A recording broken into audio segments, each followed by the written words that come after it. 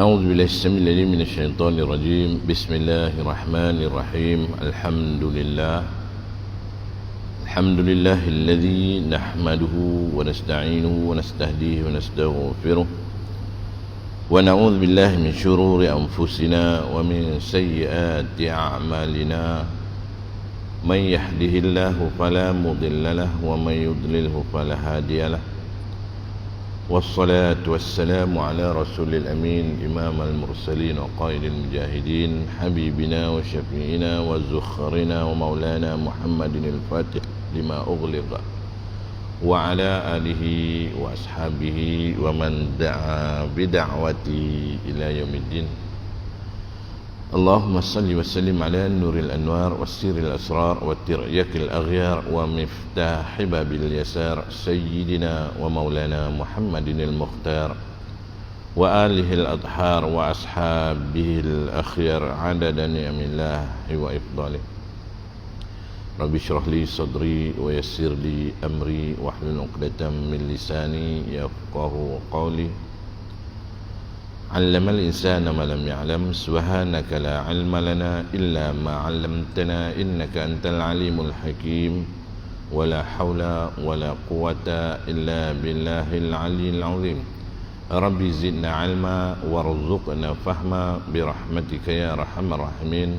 اللهم فقهنا في الدين وعلمنا تأويل أمين يا رب العالمين. أما بعد. Saya muliakan Tuan Imam, Tuan Bilal, Tuan Siap, tuan-tuan pegawai Masjid Syekh Haji Ahmad, Bandar Seri Senayan, tuan-tuan guru, para asatizah, para masyaikh, pemimpin masyarakat, datuk-datuk, datin-datin, tuan-tuan, puan-puan, ibu-ibu, ayah-ayah, abang-abang, kakak-kakak, adik-adik yang dirahmati Allah Subhanahu wa ta'ala.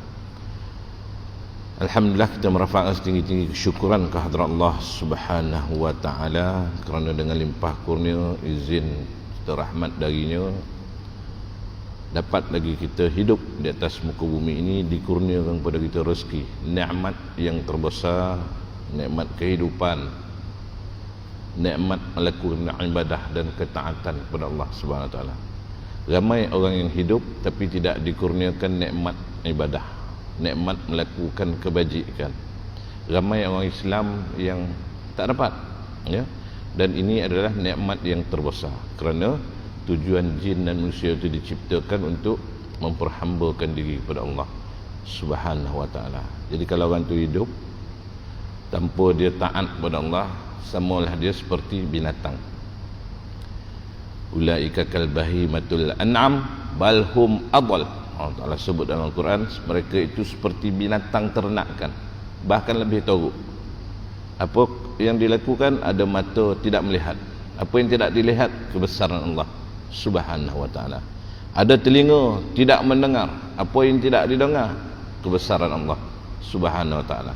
Dan ada hati, dia tak ada merasa, tidak berfikir, dia tak ada sentuhan dalam jiwa dia tentang apa, tentang kebesaran Allah Subhanahu wa ta'ala. Hidup seperti binatang, kan? Binatang pun boleh buat sarkas kadang-kadang, boleh cari duit. Baik tuan-tuan, sebelum kita mulakan majlis kita pada pagi yang mulia ini, marilah sama-sama kita baca niat i'tikaf, kita baca umul kitab, selawat 10 kali dan kita bertasbih. Bismillahirrahmanirrahim. Nawaitul i'tikaf fi hadzal masjid lillahi ta'ala. Bismillahirrahmanirrahim. Alhamdulillahirabbil alamin, arrahmanirrahim, maliki yaumiddin. Iyyaka na'budu wa iyyaka nasta'in. Ihdinas siratal mustaqim. Siratal ladzina an'amta 'alaihim ghairil maghdubi 'alaihim waladdallin. Amin. Bismillahirrahmanirrahim. Allahumma shalli 'ala sayyidina Muhammad wa ala alihi washabbihi wa barik wasallim. Allahumma shalli 'ala sayyidina Muhammad wa ala alihi washabbihi wa barik wasallim. Allahumma salli ala sayyidina Muhammad wa ala alihi wa sahbihi wa barik wasallim. Allahumma salli ala sayyidina Muhammad wa ala alihi wa sahbihi wa barik wasallim. Allahumma salli ala sayyidina Muhammad wa ala alihi wa sahbihi wa barik wasallim. Allahumma salli ala sayyidina Muhammad wa ala alihi wa sahbihi wa barik wasallim. Allahumma salli ala sayyidina Muhammad wa ala alihi wa sahbihi wa barik wasallim. اللهم صل على سيدنا محمد وعلى آله وصحبه وبارك وسلم اللهم صل على سيدنا محمد وعلى آله وصحبه وبارك وسلم اللهم صل على سيدنا محمد وعلى آله وصحبه وبارك وسلم سبحان الله العظيم وبحمده سبحان الله العظيم وبحمده سبحان الله العظيم وبحمده والحمد لله رب العالمين. Amma ba'd. Baik tuan, seperti biasa insya-Allah kita akan berkongsi apa yang kita baca dalam buku ni nanti insya-Allah, hadis Nabi SAW dan keterangannya, iaitu dalam kitab kita Bustanul Arifin, iaitu taman orang-orang yang arif. Arif ni tuan-tuan, bila kita dengar Al-Arifin, maksud dia Al-Arif Billah, ya? Bukan dia dah arif dalam hal lain, tapi terus merujuk kepada Allah Subhanahu Wa Taala. Jadi seperti biasa insya-Allah kita akan berhenti bila masuk syuruk. Tapi sekarang syuruk dah lambat, 7 minit, ya. Mana tambah 10 ke 11 minit, hampir 7.20. Jadi kalau habis awal kita berhenti lah tuan. Kalau tuan nak tunggu syuruk, duduklah dulu, ya. Kadang-kadang bercakap kita nak menghuraikan ni, sekejap dah habis, takkan nak duduk tunggu kan. Jadi mudah-mudahan Ta'ala berkati masa kita tuan. Masa yang barakah itu ialah lama, tapi dia rasa sekejap. Sekejap dia rasa lama. Macam mana lah tu?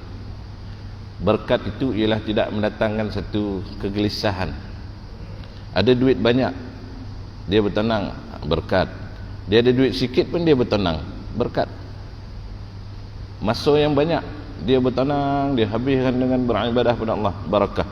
Masa yang sedikit pun begitu juga.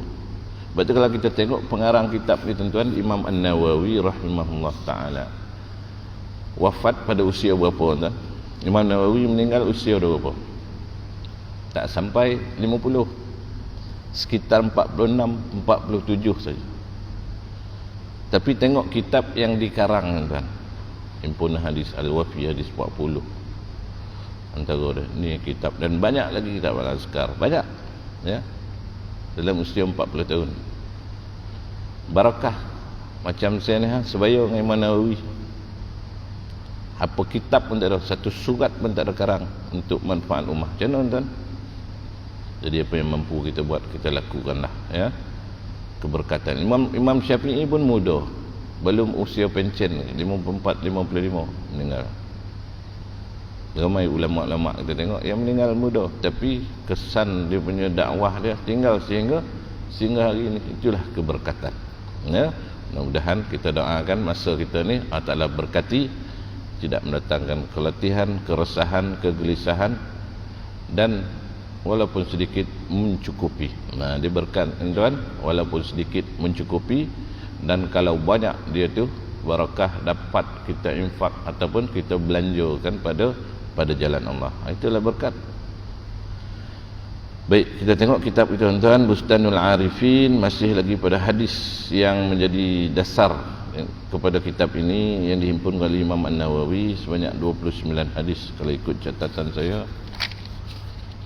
sehingga hadis ke-24. Hadis ke-23 dah sudah lagi. Kalau sempat kita baca 2 hadis tuan hari ni.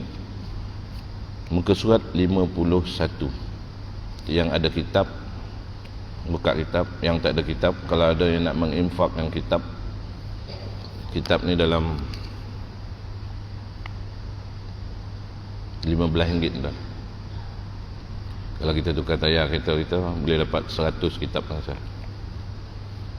Jadi kalau ada yang nak menginfakkan, bolehlah jumpa Tuan Imam ke, belilah Bustanul Arifin ni, beli 100 buku, bagi ke masjid, senang orang nak mengaji. Tak rugi tuan, kalau duit 200-300, pahala dia berterusan hingga kiamat. Selagi masjid ni wujud, orang masuk baca kitab ni, dapatlah pahala. Dan pahala infak ni tuan, dia bukan satu biji kitab tu 20, RM15 kali 2, 30, tak. Dia setiap huruf yang dibaca tu mendatangkan pahala. Tapi kita tak nampak. Sebab tu kita payah nak ikut SOP. Nampak tak tulis nama, tak pakai topeng, kono 1000. Takut dah ramai yang kono tu. Tapi ketahuilah dah ramai yang kono seksa dalam kubur tuan. Ramai. Dan ramai juga yang mendapat nikmat dalam kubur. Bila? Sekarang. Kalau tak percaya tuan-tuan, nak pergi kubur, duduk, cuba minta kepada Allah, ya Allah, aku nak dengar apa dalam kubur ni cakap. Lekapkan telinga. Mudah-mudahan Allah Ta'ala bagi. Ramai orang dengar, orang menjorit dalam kubur, orang mengaji dalam kubur. Zaman sahabat dengar orang mengaji, baca surah Al-Mulk. Bismillahirrahmanirrahim. Tabarakalladzi biyadihil mulku wa huwa ala kulli syai'in. Dia dengar, apa ada orang mengaji dalam ni? Dia buat kemah. Rupa dia buat kemah atas kubur. Tanya Nabi, itulah orang yang soleh. Kalau boleh masjid setiap lepas isyak, seorang siapa yang rajin tolong printkan surah Al-Mulk tu di surau As-Sabirin Taman Tengku Jaafar. Malam ni saya ada kelas itu. Dia print kan, dia laminate, habis isyak, habis zikir wirid doa, pas baca surah Al-Mulk. Memandai surah Al-Mulk nak baca, itu semua bid'ah.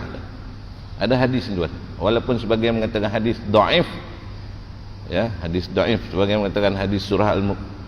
Minal Quran 30 ayah syafa'atu rajul hatta ghufira lahu wa hiya tabarakalladzi biyadihi atau kama qala Rasul.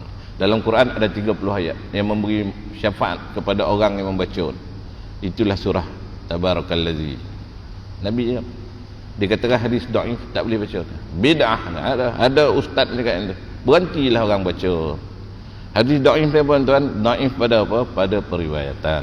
Kalau orang yang ambil ilmu hadis, dhaif itu pada periwayatan. Kadang ada orang perempuan, mungkin ada kanak-kanak, atau ada orang bukan Islam yang meriwayatkan hadis.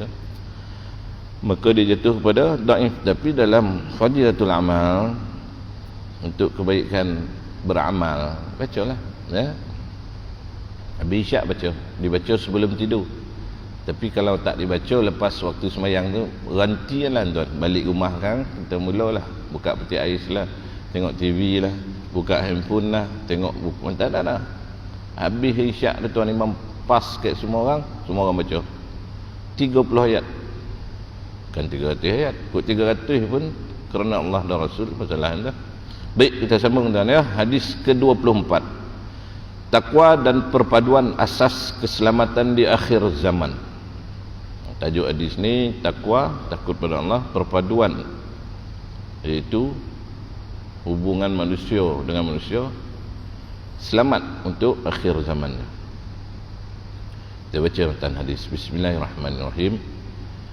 An Abi Najih min Irbad ibn Sariyah qala wa'adhana Rasulullah sallallahu alaihi wasallam maw'izatan wajilat minha al-qulub wa dharifat minha al-uyun faqulna ya Rasulullah ka'annaha maw'izatu muwaddi' fa'usina qala awsikum qala usikum bi taqwallah azza wa jalla was-sam'i wat-ta'ati wa in ta'ammar 'alaikum 'abdun fa innahu man ya'ish minkum fasayara ikhtilafan katsira fa 'alaikum bisunnati was sunnatil khulafa'ir rasyidin al-muhdiyin 'addu 'alaiha bin nawajid wa iyyakum wa muhdatsatil umur fa inna kulli bid'atin dhalalah. Rawah Abu Dawud wa Tirmizi wa qala hadis hasan sahih. Artinya daripada Al-Irbad bin Sariyah radhiyallahu anhu berkata, telah menasihati akan kami oleh Rasulullah sallallahu alaihi wasallam sebagai nasihat yang jadi menggeletar hati kami daripadanya. Makna dia periwayat ni tuan-tuan, Al-Irbad bin Sariyah ni cakap, satu hari Nabi menasihati sahabat. Nasihat ni tuan, perkataan-perkataan ini kadang-kadang boleh mendatangkan satu kejutan pada orang yang mendengar, ya. Maknanya apa? Orang yang biasa, orang yang tak biasa dia tak peduli. Orang yang biasa majlis ilmu dia akan tahu dalam majlis ni ada sesuatu yang dia dapat lain daripada yang lain lagi ni. penceramah tu bagi satu yang menggetarkan jiwa dia, yang mengingatkan, padahal dia selalu ni tuan.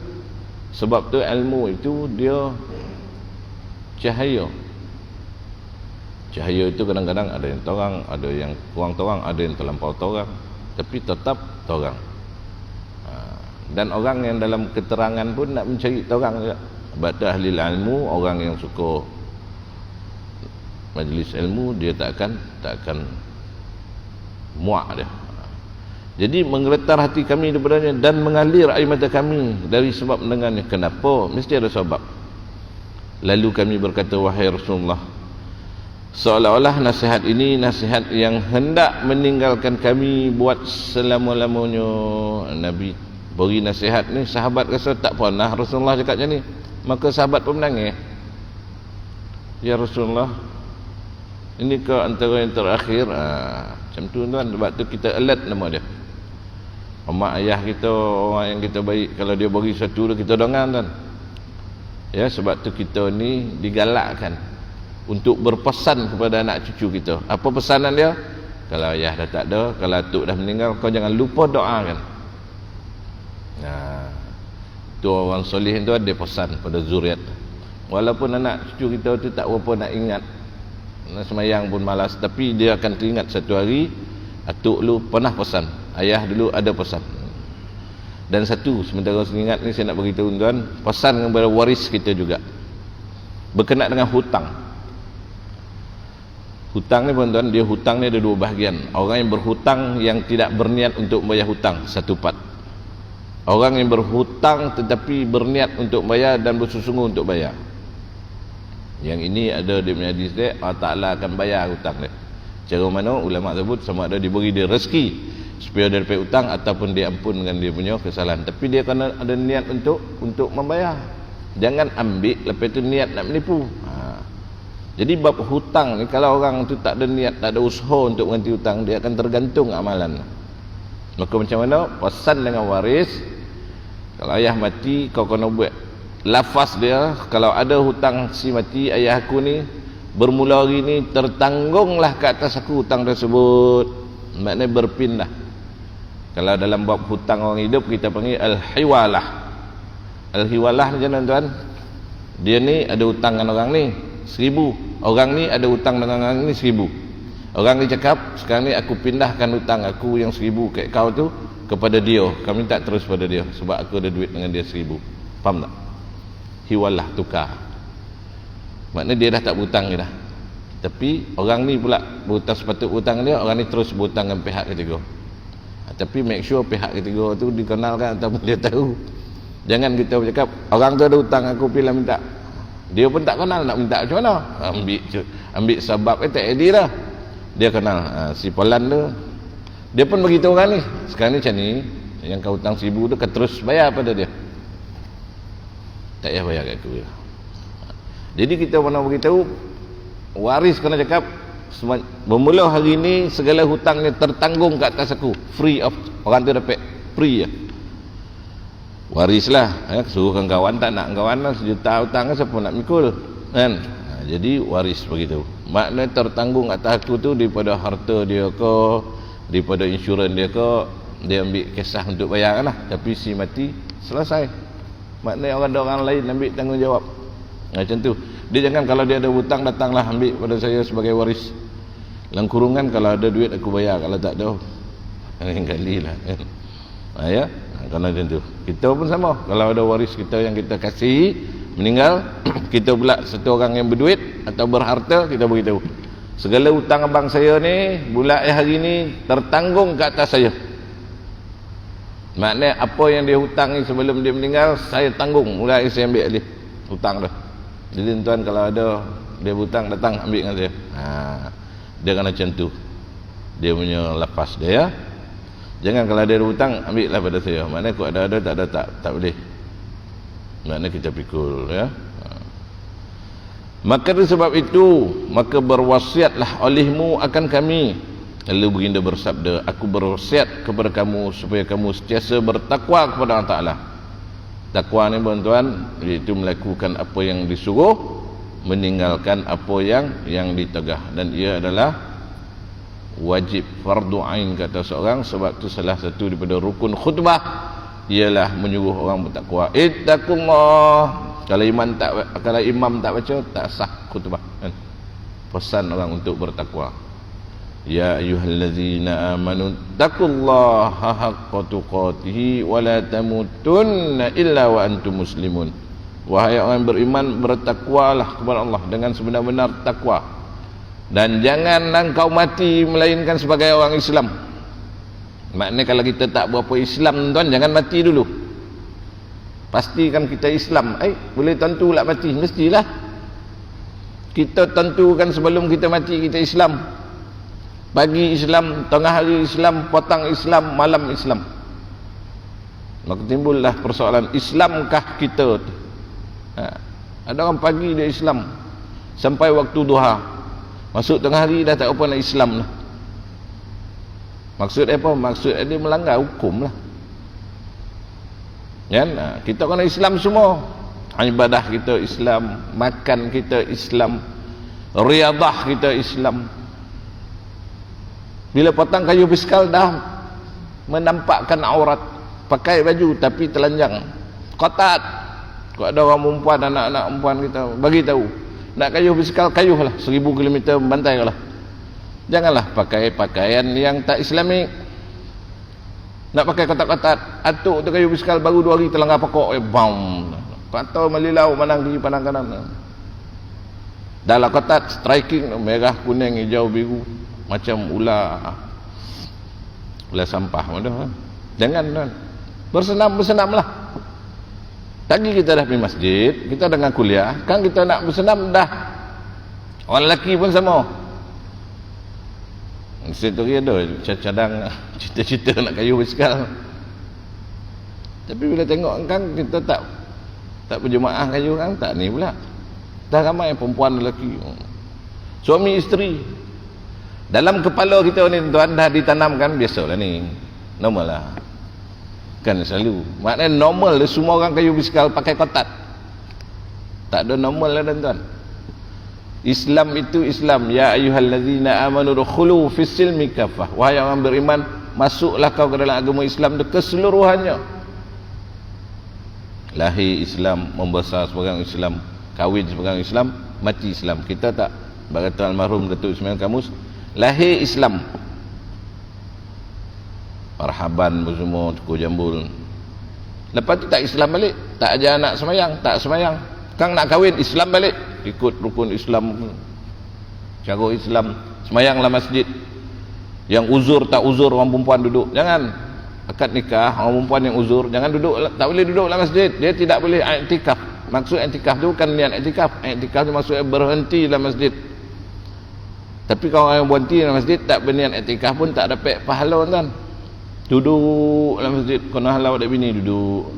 Apa pun tak buat, nongok menanglah. Pun tak dapat apa. Betul lah niat i'tikaf, dapat pahala. Ya, sebab tu di Baitullah tu diberi 120 kebaikan di Baitullah. 60 bagi orang yang bertawaf, 40 bagi orang yang solat, dan 20 bagi orang yang memandang Kaabah. Tu Kaabah, kalau masuk masjid baca niat i'tikaf. Lepas tu dah kahwin, tak ikut Islam balik, tak pakai tudung, isteri tak dijaga, tak dipesankan apa-apa, kan mati Islam balik, pergi masjid, tak boleh. Jangan jadi burung unta tu. Almarhum ni tu tak burung unta, burung pun tidak, unta pun tidak. Islam kau dia ni, kau tidak kau. Tadi pagi elok dah jenis pula, kan malam kan elok balik, lusa dah jenis, tak boleh ya. Maka Nabi pesan, aku berwasiat supaya takutlah kepada Allah dan mendengar serta patuh kepada pemimpin. Nah, sekarang ni kita diarah oleh pemimpin dan SOP, Standard of Procedure, pengikut. Sup kita dah lupa apa benda. Maknanya prosedur yang telah ditetapkan oleh orang-orang yang ada ilmu tentang perkara itu. Kita bid'ah ini semayang jarang-jarang.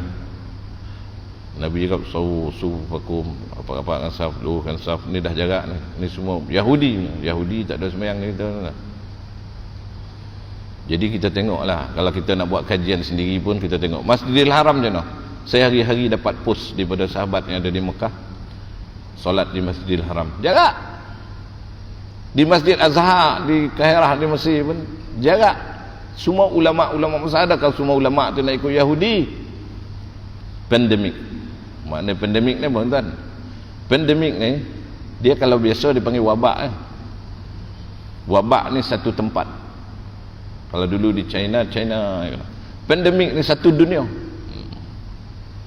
Maknanya satu dunia terkesan. Bukan kita ada satu dunia, semua orang bertopeng. Tak pakai topeng kau nak saman. Tak pakai topeng tak takut mati je lah istilah. Sebenarnya dia tak ada nak bertopeng sangat, tapi disebabkan takut kau nak saman, pakailah topeng. Tapi itulah dah. Ya, sama macam kita ni bukan nak semayang mana kan.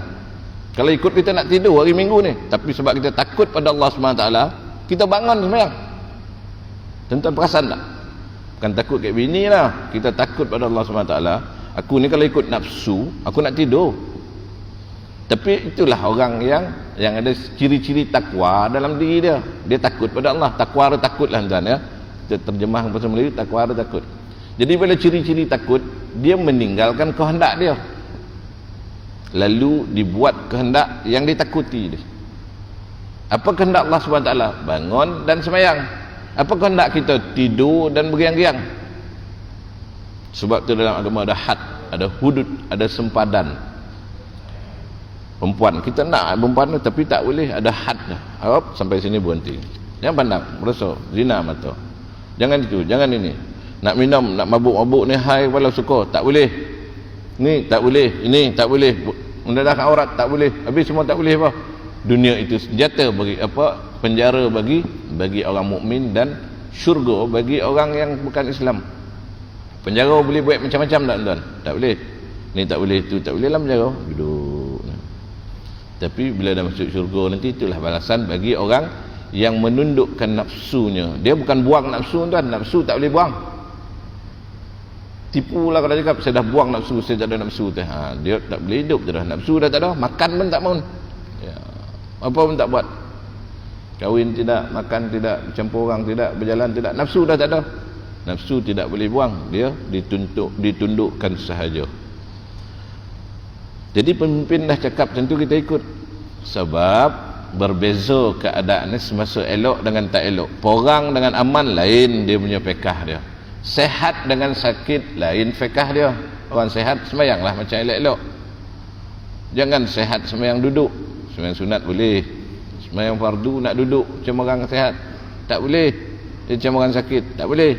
Kita sehat, kita elok-elok, tiba-tiba kita tayamum, apa hal? Tak ada sebab kita nak tayamum, ambil lah wuduk.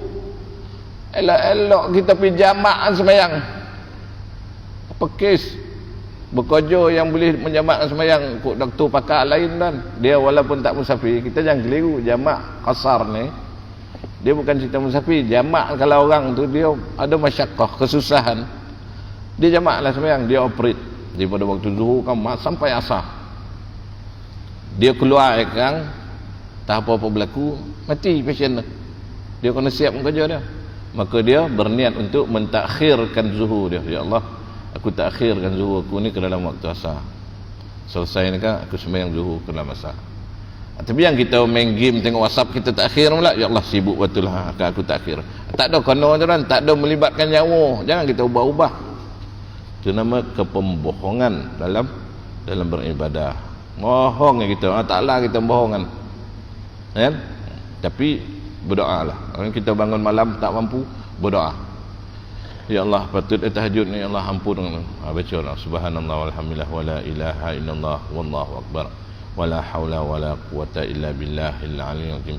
La ilaha illallah wahdahu la syarikalah, lahul mulku wa lahul hamdu yuhyi wa yumiit wa huwa ala kulli syai'in qadir. Rabbighfirli wa liwalidayya wa lil mu'minina wal mu'minat. Minta ampun, kita bertahlil, lalu kita doakan semua orang yang pertama diri kita. Kenapa kena doa diri kita tuan-tuan? Rabbighfirli, kita dulu, wali walidayya, mak ayah kita dulu, walil mu'minina wal mu'minat. Sebab kalau kita berdosa, takkan doa kita nak terangkat. Jadi kita kena minta ampun dulu. Orang yang sakit, macam mana nak tolong orang sakit? Dia kena sihat. Dua-dua sakit, siapa nak pimpin siapa ni? Ni pun tak terdaya, ni pun pewai. Jadi salah seorang kena sihat. Jadi kita kena minta ampun tu. Bila kita dapat pengampunan, barulah doa kita terangkat. Faham kan kaedah tu kan? Jadi pemimpin kita kena taat. Atiullah wa atiur rasul wa ulil amri minkum. Taat pada pemimpin. Jangan kita condemn dia, sebab itu Allah SWT yang angkat dia. Dan kita juga dulu pilih. Kan? Walaupun yang menjadi pemimpin ke atas kamu itu, kata Nabi, seorang hamba. Dia hamba tapi dia dilantik jadi pemimpin. Tapi itu juga tuan imam yang telah dilantik. Dia imam. Jangan kita komen, jangan kita condemn. Kalau kita nak ni, kita jadi imam. Ada di mana-mana tuan ya. Dia tukang condemn ya, semua tak betul, jam tu tak tinggi, kipas tu tak ini, aduh ya, sampailah imam ni panjang mana, imam ni pendek mana, setakat pendek jadi imam. Aku boleh tu lah, kuat kena komplain, perlahan kena komplain, berlagu kena komplain, tak berlagu kena komplain, apa pun dia komplain. Bila suruh dia, apa pun tak boleh. Jangan tuan ya, tak boleh. Sebab itu termasuk sifat sombong.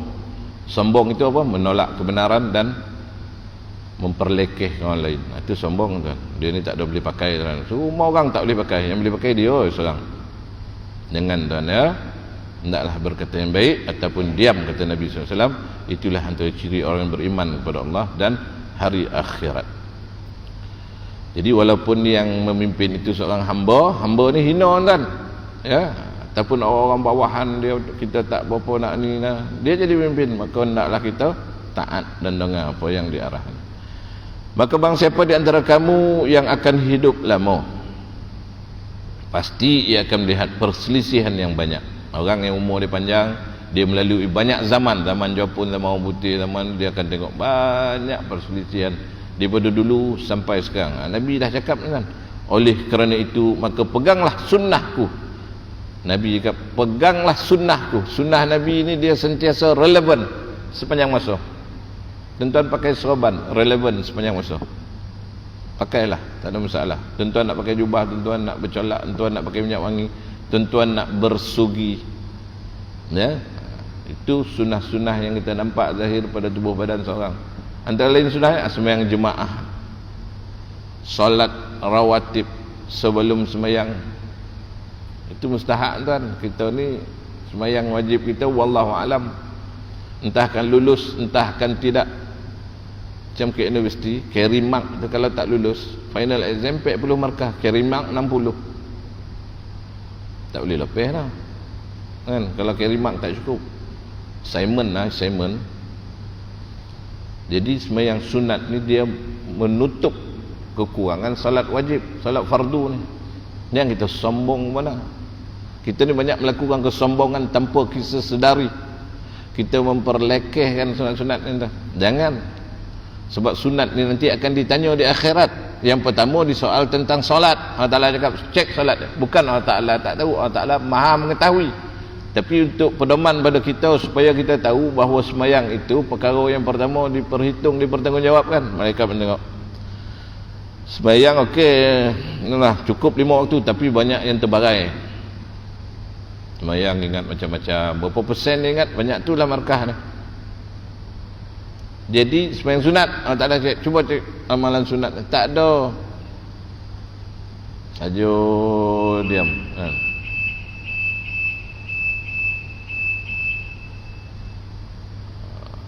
Dah masuk tuan, 7 minit. Kan kita berhenti. Dah masuk isyraq. Sembahyang kan ni tak boleh. Nabi cakap matahari itu terbit di antara 2 tanduk syaitan. Sebab syaitan tu dia nunggu dia nak nyembah matahari. Dia nak menunjuk keingkaran pada Allah lah.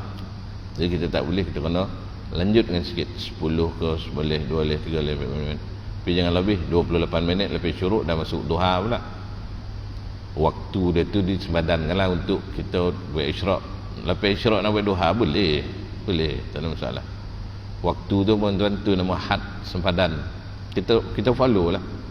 Boleh juga kita salat sunat fajar, salat sunat sebelum subuh pukul 6.20, boleh tak? Boleh. Kan subuh masih ada. Kalau kita terbangun tuan-tuan, lambek bangun, alamak, dan 6.20. Salatlah sunat 2 rakaat sebelum subuh. Lepas tu salat sunat subuh. Jangan kita dah lambat lah. Boleh. Ya. Selagi tak habis waktu. Jangan kita salat sunat pukul 8, lepas tu salat subuh 8 suku. Tak boleh. Ini masih dalam waktunya, salat sunat dulu. Ya, jangan ditinggalkan.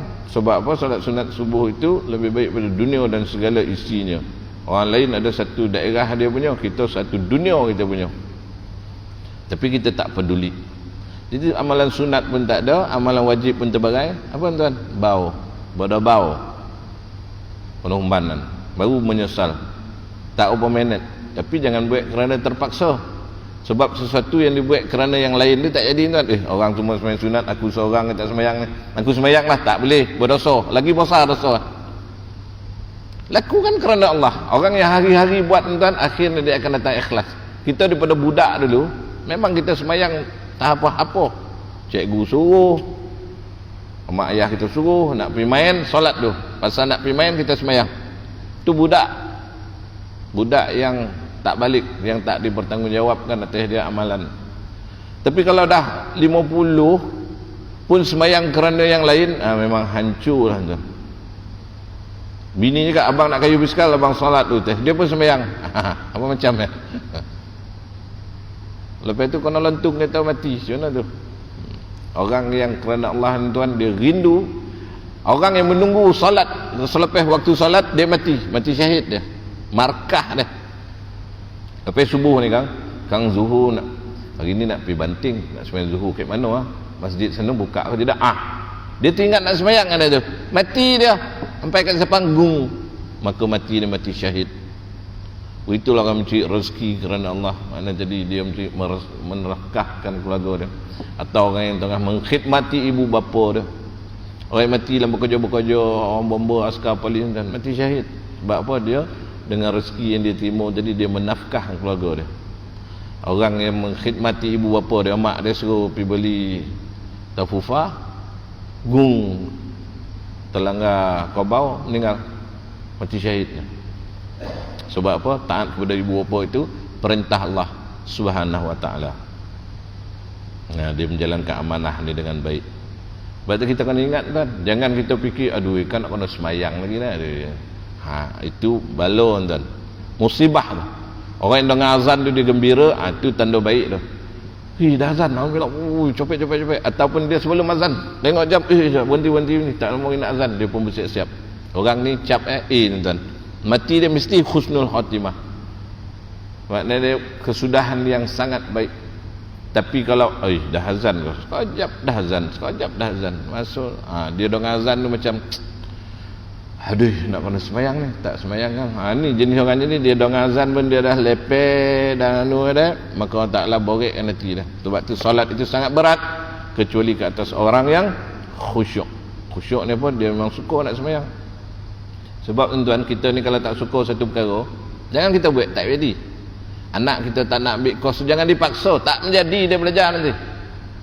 Biarlah dia ambil apa, dia nak jadi tukang masak kulineri, ambil lah, pasal dia suka. Walaupun kita nak suruh dia jadi pilot terbalik, kapal terbang dia buat, asal tengoklah, dia tak nak. Tapi dalam agama tak boleh pilih, kita tidak ada pilihan. Boleh tak sembahyang satu kali tu buat 5 waktu, lepas subuh kan bantai zuhur, bantai asar, bantai maghrib, bantai isyak? Tak boleh. Itu namanya waktu sempadan. Boleh tak buat haji sekarang, tak nak tunggu Zulhijjah tu? Tak boleh. Itu ada masa dia pula, ada masa, ada keadaan, ada kadar. Boleh tak bayar zakat ni tak cukup, bayar sekali semua itu? Tak boleh. Ya, dia ikut haul dia. Maka orang yang duduk lama dia akan jumpa macam-macam. Oleh kerana itu maka peganglah sunnahku, Nabi cakap, dan para khulafa rasyidin al-mahdiyin, itu khalifah yang beri petunjuk dan diberi petunjuk dan hidayah. 4 orang ni khalifah rasyidin.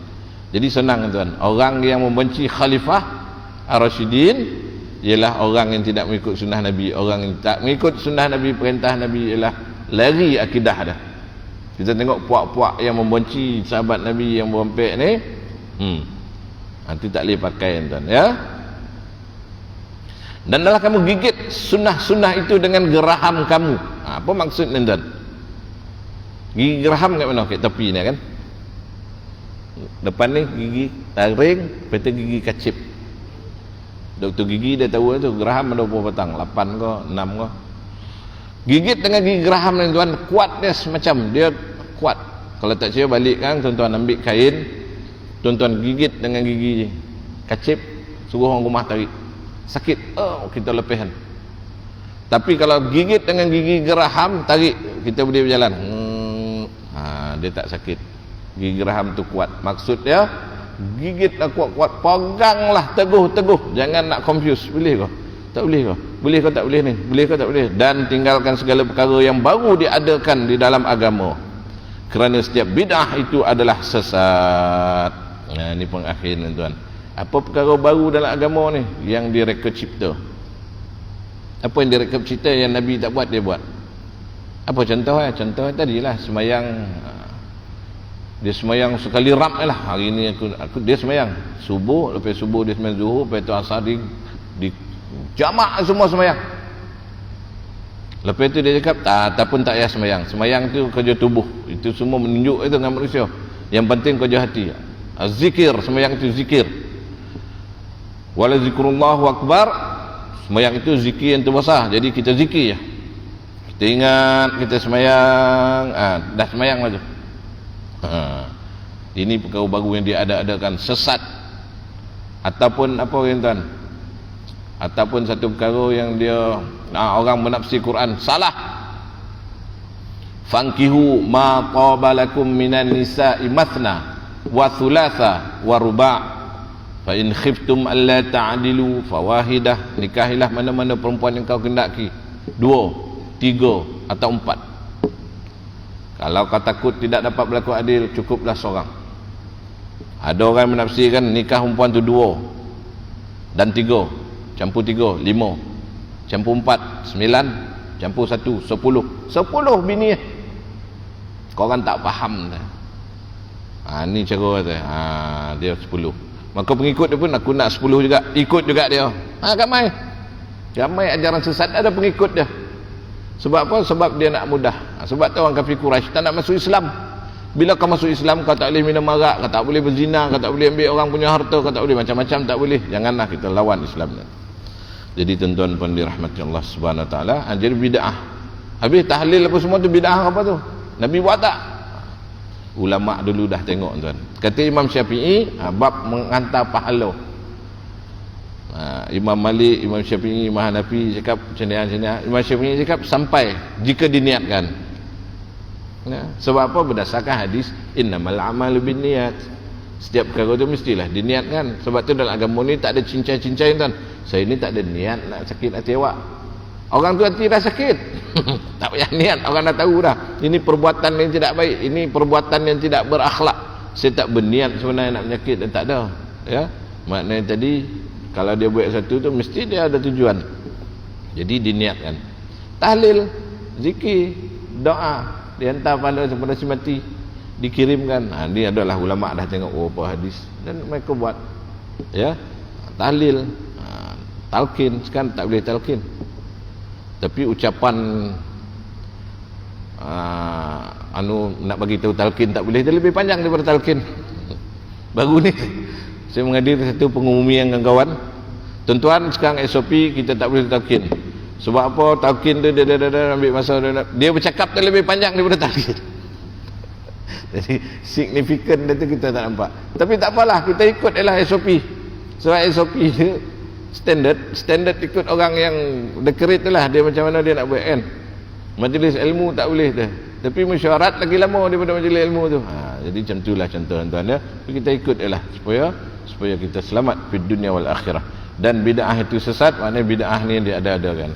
Jadi zaman Nabi mikrofon tak ada. Kita bid'ah lah ni, tapi bid'ah hasanah kata ulama Ahlussunnah wal Jamaah. Bid'ah yang tak ada, yang diadakan tapi baik. Ya. Baik untuk kebaikan umat. Kereta pun Nabi tak ada, kita naik. Tak adalah tu bid'ah.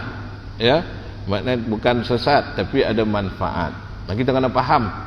Kita kena faham supaya kita tidak termasuk golongan orang yang tersasar. Sebab kalau kita tak faham ni jadi rusak kan. Sebab tu ilmu tu 3, tauhid, fiqh, tasawuf. Dia kena seiring, serangkai tu fardu ain pada semua orang. Dia kena kenal Allah, dia kena ibadah. Bila dia kenal Allah, dia kena buat ibadah. Kalau dia setakat kenal semayang yang tidak, ini kita dengar ilmu yang tinggi melangit. dia cerita alam malakut, ahud, jabarut apa semua, tapi semayang tidak. Bercerita tu sampai miss waktu asar, masuk maghrib, tinggallah guru tu perlahan, minta maaf. Bagi alasan yang paling ditakuti dalam dunia dia orang tak boleh lawan, iaitu orang rumah saya suruh balik lah. Ya tak apa itu penting tu. Itu alasan lah. Kan tengok telefon 2-3 kali, tinggalan pasal apa? Cerita alam malakut tapi asal tak semayang. Tinggalkan, ya. Jangan kita semua sesat, kita pun terkeliru sampai kita nak mati kita pun tak tahu apa nak buat, ke mana nak pergi. Itu yang paling ditakuti, kata Imam Al-Ghazali dalam Minhajul Abidin. Manusia hidup dia keliru, dia fitnah Allah Ta'ala, dia cakap macam-macam. Bila dia dah nak mati baru dia kelang kalibut, mana satu yang betul ni, mana satu yang ni, akhirnya dia mati dalam kesesatan. Na'udzubillah min zalik. Wallahu alam. Saya minta ampun, minta maaf kalau ada tersalah perkataan menyinggung hati mana-mana pihak. Jadi yang baik pada Allah Subhanahu Wa Ta'ala, yang tak baik daripada kelemahan diri sendiri. Lepas itu kan tanya, bukankah yang tak baik pada Allah? Itu hakikat. Itu hakikat yang Tuhan, kita jangan terlampau jauh. Kita makan nasi dulu baru kita kaji karbohidrat itu kerja orang lain, kerja doktor. Jangan sebelum makan karbohidrat kau berapa, gula kau berapa, tak jadi makan nanti, ya. Kita awamnya kita ambil ya, yang baik daripada Allah, yang buruk pada pilihan kita. Takkan kita nak cakap tak semayang tu Allah Ta'ala suruh, dia akan pergi ke situ. Walaupun hakikatnya begitu, apabila Allah Ta'ala tak berkehendak kebaikan kepada seorang, orang tu tak akan diberi dia buat baik. Dia nak buat baik, dia pergi ke jahat. Dia nak buat baik, dia pergi jahat. Orang yang Allah Ta'ala pilih untuk buat baik, dia nak buat jahat, dia jadi baik. Nak pergi merempak, tiba-tiba pergi qiyamul lail, jumpalah imam, jom kita terus tahajud kat masjid lah. Cadang nak merempak, nak kena pergi tahajud pula. Yang Allah Ta'ala tak pilih, nak pergi tahajud tapi pergi merempak, pintu tu buka, baik masuk. Nampak? Itu dah. Jadi kita faham cara tu, jangan kita tersalah faham. Wallahu alam.